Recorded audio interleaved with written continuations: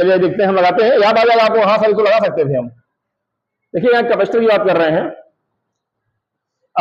The plate of parallel plate capacitor is separated by d distance पर capacitor है, और two slabs of different dielectric constant K1 and K2 of thickness CD/8 and D/2 respectively are inserting in the plate. अगर ये D चौड़ाई का आपका ये आपका कैपेसिटर हो गया, ठीक है बच्चों, ये D चौड़ाई का पैरेलल प्लेट कैपेसिटर हो गया, और इसमें आधी दूरी तक तो ये जो D/2 दूरी है, इसमें तो K2 डाल दिया गया बोल रहे हैं, क्यों? और CD/8 मतलब अगर ये 8 हिस्सा है तो उसका 1/3 हिस्सा, मतलब कुल मिलाकर लगभग ये हिस्सा, ये वाला हिस्सा, ये वाला, इतना केवल कितना है ये 3D/8। इसमें क्या डाल दिया गया? इसमें K1 डाल दिया गया, और बकिया जो बच रहा है ये वाला हिस्सा, ये एयर ही अभी खाली है। तो कितने कैपेसिटर बन गए? कुल 3 बन गए ना। तीनों कितने कितने बन गए? C1 कितना हो गया देखो जरा, C1 हो गया एप्सिलॉन 0 A बाई ये जो बची दूरी है, बची दूरी कितना होगी? D में से घटाएंगे हम, D में से घटाएंगे कितना? 3D/8 माइनस D/2, एलसीएम आ जाएगा 8D minus 3D minus 4D, कुल मिला के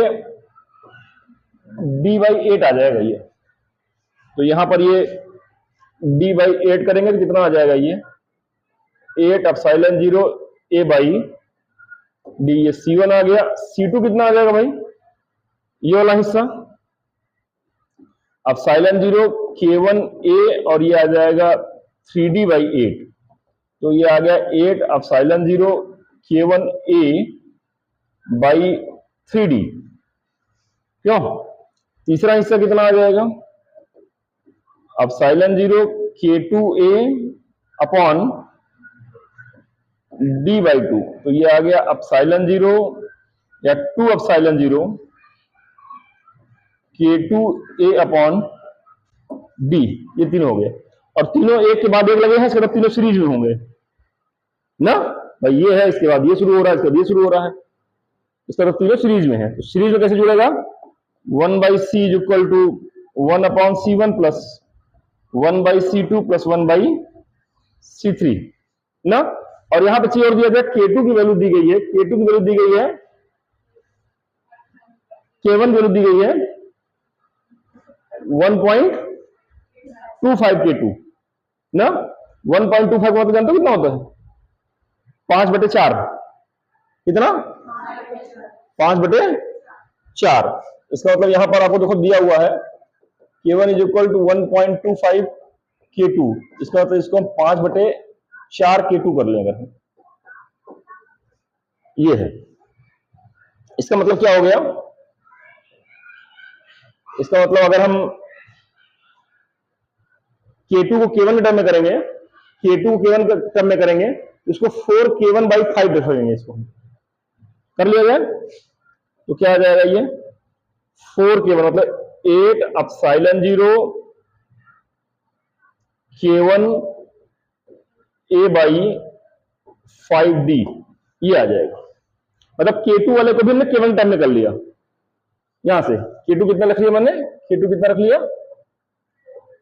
4K1/5, ये यहां रख देंगे तो ये इस टर्म में आ जाएगा। अब आइए जरा यहां इक्विवेलेंट निकाला जाए जरा। तो C1 कितना आ गया भैया? D ऊपर चला गया, 8 एप्सिलॉन 0 A आ गया। ये कितना आ गया? यहां भी 3D ऊपर चला जाएगा, 8 एप्सिलॉन 0 K1 A आ गया। यहां 5D ऊपर चला जाएगा, 8 एप्सिलॉन 0 K1 A आ गया। बोलो यहां तक क्या नहीं समझ में आपको? जल्दी बोलिए, ये स्टेप ठीक है? तो ये 1 यहां पर 1/C की वैल्यू निकल रही है, तो यहां पर एलसीएम जो आ जाएगा वो 8 एप्सिलॉन 0 K1 A एलसीएम आ गया।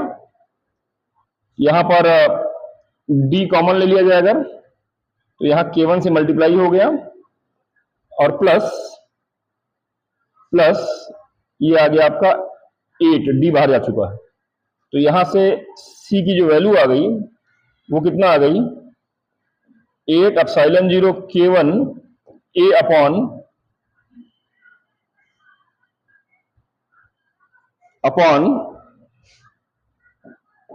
K1 plus 8 D. ये आ गई सी की वैल्यू कब, जिसने हम डाइलेक्ट्रिक इंसर्ट कर दिए ना। अब इसमें और क्या कहा जा रहा है कि जब इंसर्ट कर रहे हैं, due to this the capacitor becomes 2 times larger than when it is nothing between them. कुछ नहीं था तो उसका ये 2 टाइम्स बन गया है। इसका मतलब क्या दिया हुआ है हियर, जो सी है वो 2 टाइम्स ऑफ C0 है, इनिशियल वाला।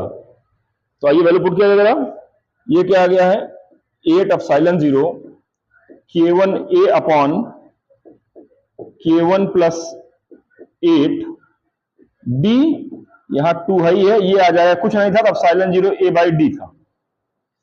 ठीक है ना, यहां तक कोई दिक्कत, यहां तक कोई ऐसी बात जो नहीं समझ में आई हो?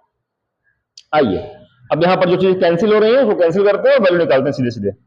तो यहां पे आ जाएगा ये आपका epsilon 0 A D, epsilon 0 A D से कट जाएगा, 2 से काटेंगे तो यहां आ जाएगा आपका ये 4 K1, और इधर जब मल्टीप्लाई कर देंगे तो आ जाएगा K1 प्लस 8।